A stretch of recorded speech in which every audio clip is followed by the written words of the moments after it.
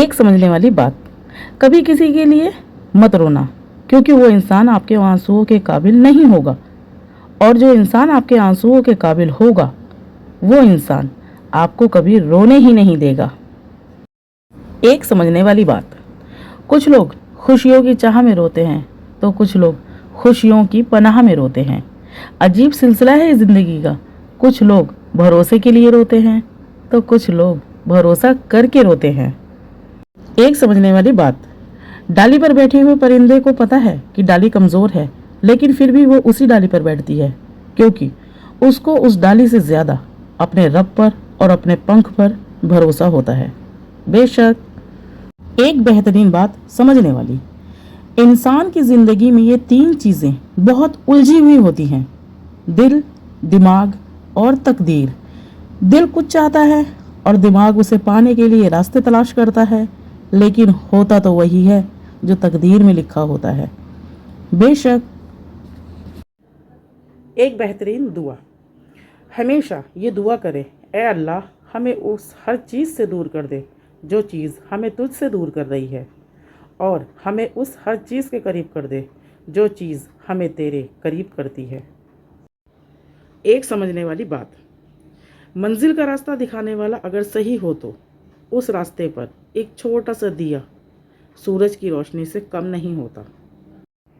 بے شک وہ مالک ہے 7 سمندروں کا، اور محبت توبہ کے ایک آنسو سے کرتا ہے۔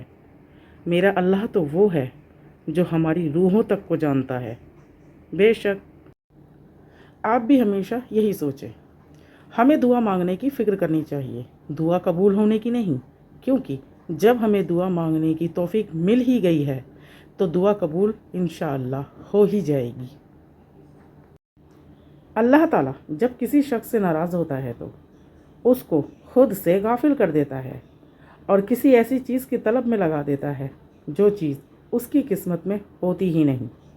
ایک بہترین بات ماننے والی، ہمارا اخلاق کئی بار ہمارے تعلیم سے زیادہ اچھا ثابت ہو جاتا ہے، کیونکہ زندگی میں جب کئی بار ایسے موقع آ جاتے ہیں جب ہماری تعلیم تو ہار سکتی ہے لیکن ہمارے اچھے اخلاق کی جیت ہونے کی امید ہوتی ہے۔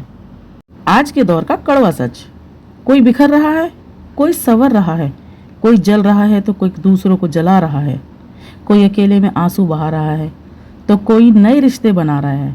یہ مطلبی زمانہ ہے، یہاں جھوٹ کو سچ اور سچ کو جھوٹ کہا جا رہا ہے۔ بڑی بے غیرت ہے یہ دنیا، یہاں رشتوں کو ویاپار اور ویاپار کو رشتہ کہا جا رہا ہے۔ ایک بہترین بات ماننے والی، کہتے ہیں عورت کا کوئی گھر نہیں ہوتا، مگر سچ تو یہ ہے عورت کے بغیر کوئی گھر نہیں ہوتا۔ مکان تو اینٹ اور پتھروں سے بنتا ہے، لیکن گھر تو نیک اور دیندار عورت سے بنتا ہے۔ بے شک